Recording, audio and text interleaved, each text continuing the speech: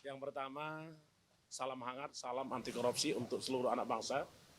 Karena pagi hari ini kita bersyukur di Istana Negara telah dilangsungkan pengambilan sumpah Wakil Ketua KPK Bapak Dr. Yohanes Tanak SHM Hum sebagai Wakil Ketua KPK merangkap anggota.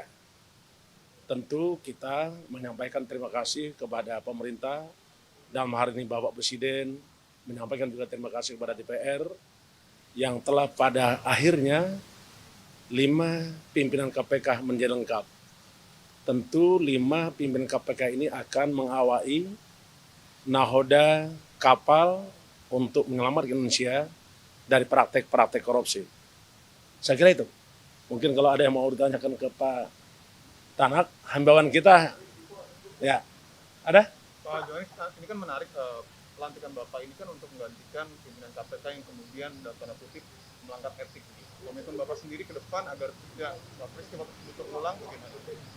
Ya, komitmen saya tentunya sama dengan komitmen teman-teman yang lain. Bagaimana bisa melaksanakan ketentuan peraturan perundang-undangan yang berlaku. Kalau kita mengatakan melaksanakan tentang peraturan perundang-undangan yang berlaku, tentunya tidak akan melakukan hal-hal yang tidak diinginkan.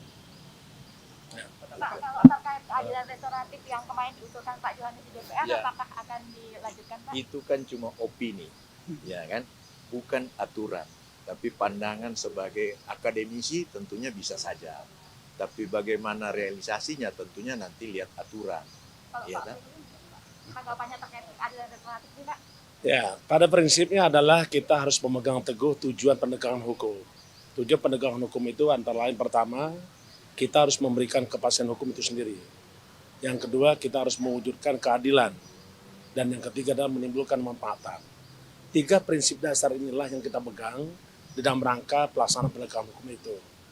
Kalaupun ada hal-hal lain pendapat, itu bisa-bisa saja dibahas, tetapi tetap saja kita berpedoman kepada azas bahwa tidak ada sesuatu yang bisa kita laksanakan kecuali karena ketentuan, prosedur, mekanisme, dan syarat yang ditentukan oleh peraturan undang-undang. Saya bahagia karena ketemu kawan sama-sama seleksi ini. Pak Yohanes Tanak ini kawan saya seleksi, satu sindikat. Kita masuk 20 besar ya, Ya, sama-sama PD 10 Properties. besar. Tapi waktu itu beliau belum beruntung. Alhamdulillah hari ini bisa bergabung kami, dan 5 pimpinan ini kalau saya lihat komposisinya akan saling menguatkan. Sinergi kolaborasinya akan semakin meningkat. Kenapa? Kalau seandainya rekan-rekan lihat, ada saya yang berlatar belakang dari Polri. 37 tahun saya sebagai penyidik Polri. Terus kedua ada Pak Yohanes Tanak dari Jaksa. Jadi tentu beliau akan banyak memahami bagaimana konstruksi suatu perkara, bagaimana konstruksi perkara ini bisa dibawa dan bisa dihadirkan di peradilan. Yang ketiga, kita punya auditor yang namanya Pak Alexander Marwata, berlatar belakang auditor sekaligus juga hakim tindak pidana korupsi ad hoc. Yang keempat, kita punya Nurul Gufron. Latar belakang beliau adalah disiplin ilmu hukum pidana, dan terakhir pernah menjadi dekan Fakultas Hukum Universitas Jember. Dan terakhir itu ada salah satu pimpinan namanya Pak Nawawi. Tinggal kita pastikan bahwa apakah perkara konstruksi pasal yang kita hadirkan ini bisa menimbulkan keyakinan kepada hakim untuk memutus suatu perkara. Karena sesungguhnya hakimlah yang sangat tahu tentang perkara yang ditangani. Ius Corena Novit. Itu prinsip dasar hukum. Saya kira itu. Doakan kami supaya kami bisa bekerja untuk membersihkan negeri ini dari praktek-praktek korupsi. Makasih ya. Cukup. Pak, untuk rencana, Cukup dulu. rencana KPK dan ini ke Papua sudah ada tanggal pastinya, Pak? Update-nya, Pak? Oh, adibnya. Kita sudah melakukan persiapan. Tentu tugas kita pertama adalah dalam rangka penyelesaian penegakan hukum. Yang kedua, kita menjunjung tinggi asas-asas tugas pokok penegakan KPK. Di antaranya adalah menjunjung hak asasi manusia.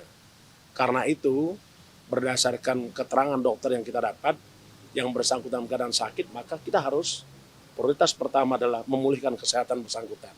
Insya Allah ini bisa lancar. Untuk waktunya saya belum bisa memastikan kapan, tapi kita akan ke sana. Dalam waktu dekat ya Pak? Tim penyidik maupun tim ikatan dokter kita sudah bahas semua.